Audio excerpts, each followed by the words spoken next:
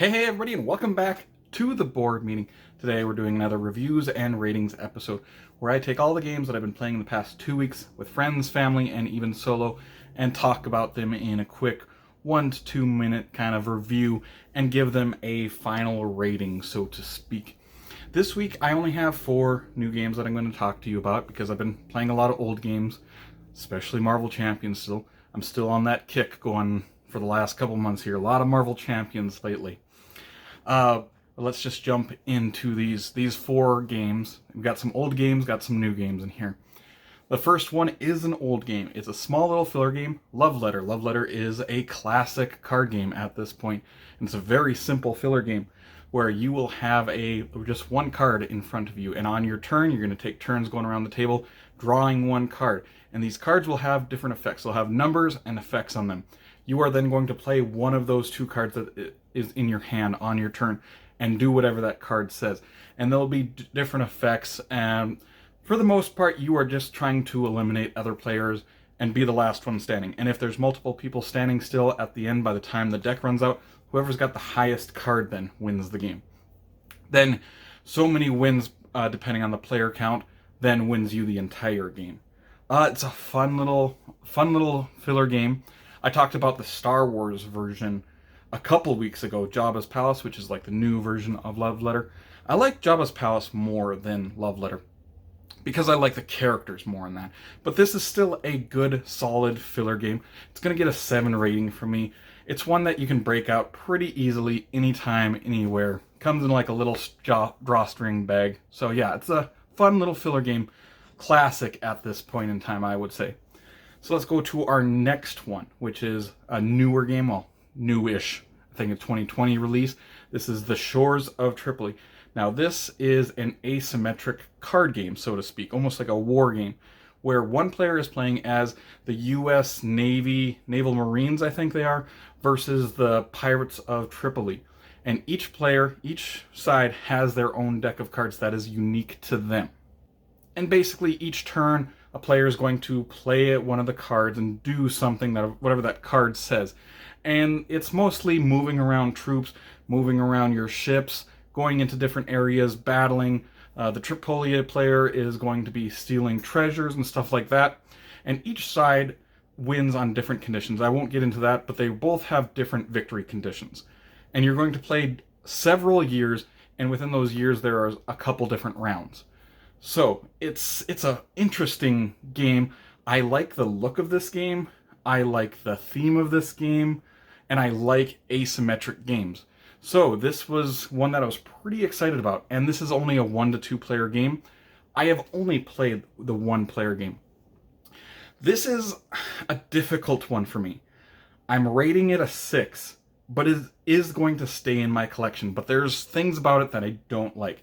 But like I said, I do like how it looks. It's a pretty sharp looking game. I mean, it's very basic, but I think it looks sharp for like a war game.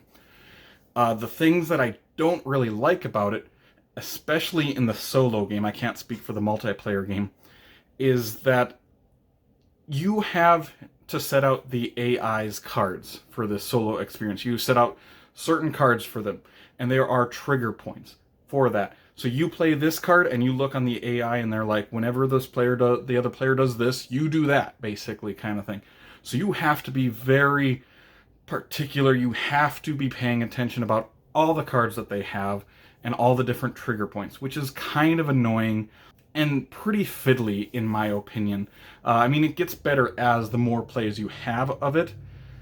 And that brings me to my second point of why it gets just a 6 rating, is because this almost doesn't feel like a game to me. It feels very, very scripted. I think I've played this game 4 times. Every game feels very, very scripted. Every game played out the exact same way. I mean, you do this, the other player does this. You do this, he does that. And there is luck involved in this game. There's a lot of dice chucking in this, so if you don't like luck, you wouldn't like this game per se.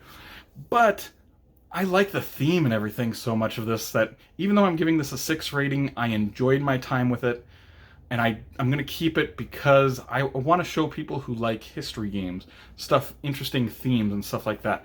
I definitely like the theme of this, but yeah, it's just going to get a 6 rating for me.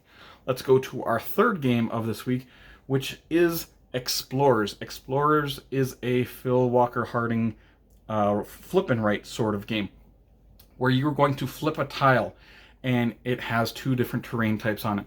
And each player has a map in front of them filled with different terrain types. It's just a map with, like, I think there's 4 or 5 different terrain types.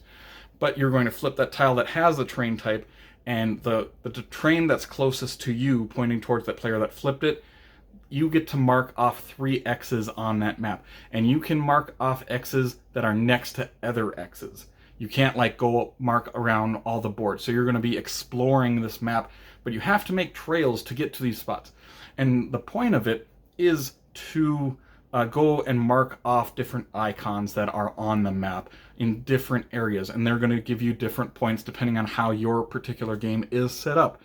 And like I said, you get to mark off 3 X's. There's a second terrain type on that tile that you can mark off those 2, or instead of marking those 3 off, but you only get 2. So it's not as efficient, but there's 2 different options that you can do. This is a game, I like it. It's just going to get a 6.5 rating from myself because it is similar to several other games that I've played, particularly Trails of Tucana, and I like Trails of Tucana a lot. I think I rate that like a 7.5 or an 8, somewhere pretty high. This one came out after Trails of Tucana, and I like it less. But this is more, it feels more like a gateway game. I mean, it has that Phil Walker Harding feel to it. It's an easy game to get to the table. It's an easy game to explain. And Trails of Tucana is not difficult by any means, but this is a step below that in range of difficulty. It's a 6.5. I think maybe if this had come out before Trails of Tucana, or before I had played Trails of Tucana, this might get like a 7.5. But as it is, since I've played Trails of Tucana, I like that one better. This one's going to get a 6.5 from me. So it's still a game that I would definitely recommend, especially if you're looking for gateway-style flip and write games. Let's go to our last game of this week. The last game is Disney's Sorcerers Arena Epic Alliances Core Set. This is a game I was very, very excited about. In this game, you are going to have a bunch of Disney characters, and you are going to draft them, depending on if you're playing a 2-player game where you're 1 versus 1, or you're playing a 4-player game, which is 2 versus 2. I've not played the 4-player version of this. I've only played 1 versus 1. In the 1v1 game, you each are going to draft 3 of these Disney characters, and you can mix and match these characters. You can draft good guys. You could have Mickey Mouse, you could have Maleficent, and you could have Gaston, versus another team built up of different random Disney characters. And then this box, it comes with 8, but there's going to be expansions that are coming out with more and more characters as time goes on. This kind of reminded me of Unmatched. That's why I was so excited about this game. But for me, this game is going to get a 7 rating. So I think it's a good game, but I was disappointed by it because I thought this might have potential for myself being like a 9, because I love those games that you can mix and match different characters and play them. Like, I was super excited for this to be like a Disney version of Unmatched. And it's, like I said, it's a good game. It could be great, though, in my opinion. But there's a couple things that hold it back. So I'm going to talk about those. But just know I enjoyed my experience in this one. So in this game, you are going to be battling each other back and forth. Each character is going to get a turn in a round. And each character comes with an acrylic standee and a deck of cards. Whichever characters that you draft for the Disney, you mash up all their decks together. Then you're going to draw up to your hand size, and then each character is going to get 1 turn. They get a move action, they get an attack action, and they get to use one of their skills, and they can use those in any order they would like to do it. And you're trying to basically knock out opponents and start your turn on these gold point parts, where if you start your next turn on them, you're going to get a point. And it's the first person to 20 points, I believe, wins the game. And on those characters' turns, they're going to be playing cards out of their hand, doing those special abilities. Or you can just do a basic standard move, which is usually 2 movement, and a basic standard attack, which is like usually 1 to 2 attack. Or you can play those cards, which will give you some unique version of attacking or moving or whatever. Why this isn't going to get that high of a rating is a few different things. First, the acrylic standees look nice. I mean, the miniatures would have been nicer, but I think they're fine. What I don't like is the health is on the actual acrylic standees, and you put this ring, whatever color, whatever team you are on, you put a ring of your team's color on that character, and the ring will have like this little arrow, and it will point to whatever your character's health is. When your character gets dinged, gets 1 or 2 health points off them, you have to lift that up, take that ring, move it up, move it over, and then put that acrylic standee back down. You get dinged again, do the same thing, and it's very, very fiddly. And it's kind of hard to see what it's actually pointing at for your health, unless you look really, really closely.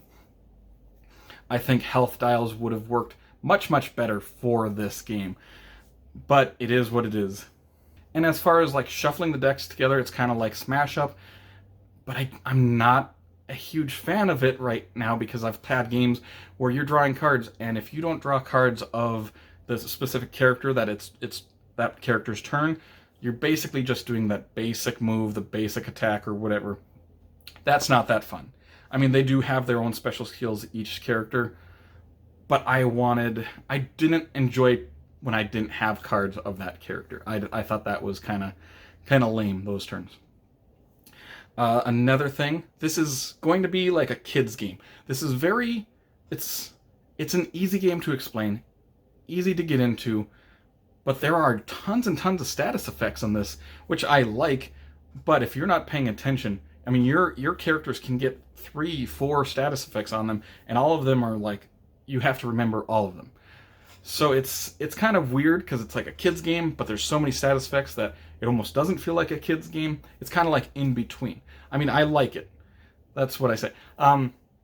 As far as, you get 8 characters in this core set, and there's going to be more and more expansions coming out. I think that's pretty good value. I mean, I think I bought this for $35. That's pretty good for getting 8 characters and then more expansions are coming out. I think I'm going to try to get the first couple expansions for this and see how it goes, see if I start enjoying it a little bit more. If not, the core set and the next couple expansions will probably be fine for myself. But yeah, good game, but in my opinion, it could have been amazing. That will do it for these 4 games, though, this week. I have to get going. I have a game night to get to. So leave some comments below about what your thoughts of some of these games are. Either way, if you did enjoy this video, make sure to like and subscribe to see more weekly content from me, Shane, at the board meeting in the future. Hope you all have an amazing day. Take care, everyone.